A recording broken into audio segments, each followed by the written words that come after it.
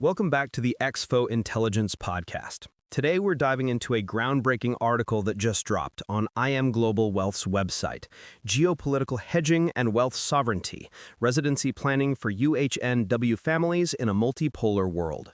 This isn't your typical tax optimization discussion, folks. We're talking about residency as literal geopolitical armor. Absolutely. What caught my attention immediately is how the authors frame this shift.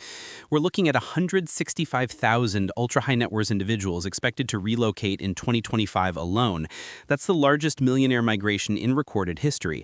But here's the kicker. This isn't just about finding better tax rates anymore. Right. And speaking of the authors, we need to highlight something crucial here. This piece is co-authored by Jennifer Lai, CEO and founder of ECIS Advisory, and Brendon Wong, founder of XFO Intelligence. These aren't just industry observers, they're the actual pioneers who helped architect Hong Kong's new capital investment entrant scheme that launched in March 2024. That's what makes this analysis so valuable. Brendon was literally the deputy global head of the family office team at InvestHK and a key contributor to drafting the CIES rules. Jennifer brings over 2 decades of experience across North Asian markets. When they talk about residency planning, they're speaking from the front lines of policy creation. The article identifies 3 seismic shifts that changed everything. First, the sanctions revolution. Over $300 billion in Russian central bank assets frozen overnight. Imagine waking up to find your sovereign wealth reserves held hostage because of geopolitical positioning. The second trigger is U.S.-China strategic decoupling. What started as trade disputes has become comprehensive technological and financial separation. Families with interests spanning both systems face impossible choices. Secondary sanctions can ensnare anyone facilitating prohibited transactions. And third, the European tax assault.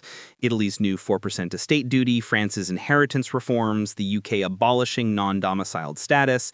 The social contract between wealthy individuals in European states has fundamentally changed. This brings us to what the authors call optionality stacking, maintaining multiple residencies across different geopolitical spheres.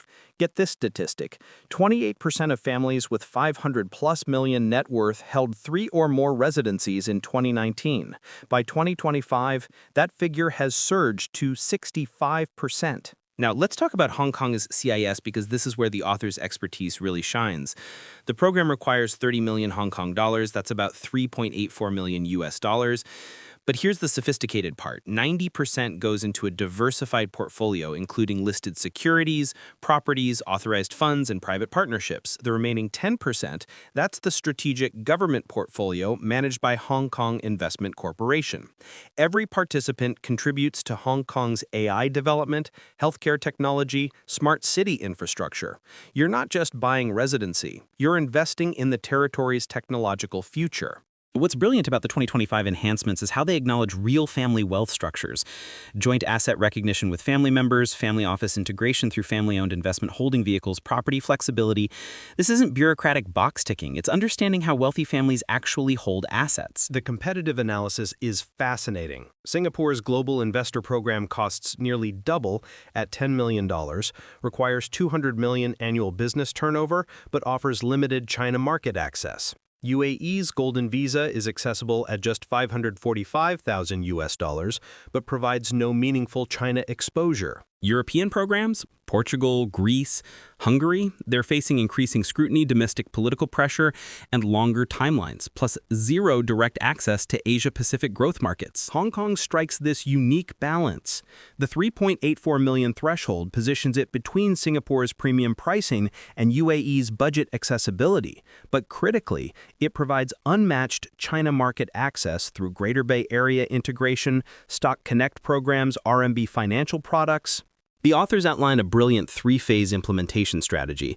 Phase 1 is foundation architecture, establishing financial relationships, structuring assets through sophisticated family vehicles. Phase 2 focuses on mobility optimization, integrating families into Hong Kong's educational ecosystem, building genuine residence ties. Phase 3 is about permanence and succession. After 7 years, you can convert to indefinite residency.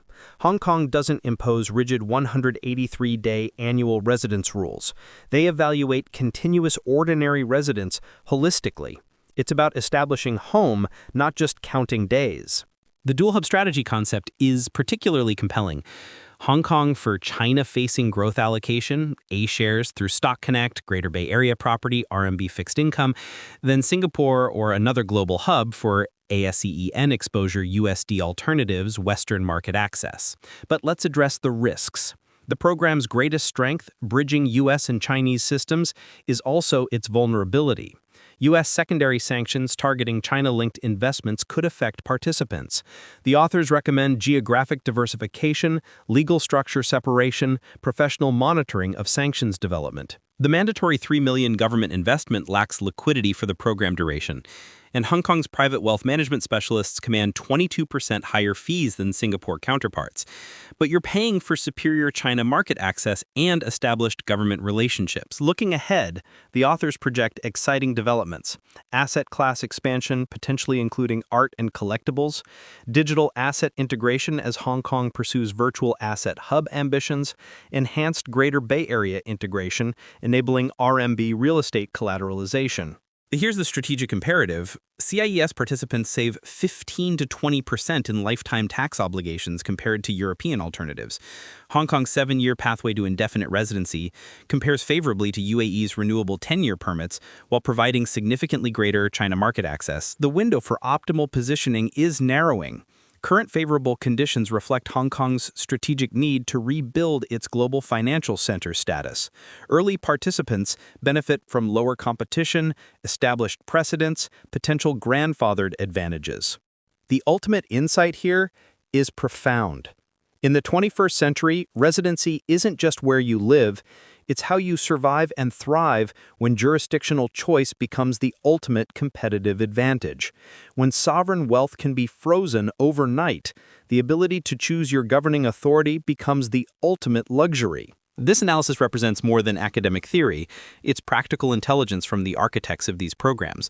For ultra-high net worth families navigating unprecedented geopolitical complexity, Hong Kong's CIES offers more than residency, it offers sovereignty. We strongly encourage our listeners to read the full article on IM Global Wealth's website. The level of detail, the implementation roadmaps, the risk mitigation frameworks, this is essential reading for anyone serious about wealth preservation in our multipolar world. Absolutely. Don't just read it.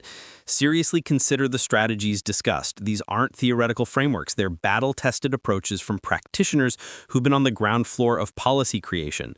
In an era where traditional assumptions about wealth, sovereignty, and jurisdictional loyalty are being rewritten in real time, this kind of intelligence isn't just valuable, it's essential. That's a wrap for today's episode.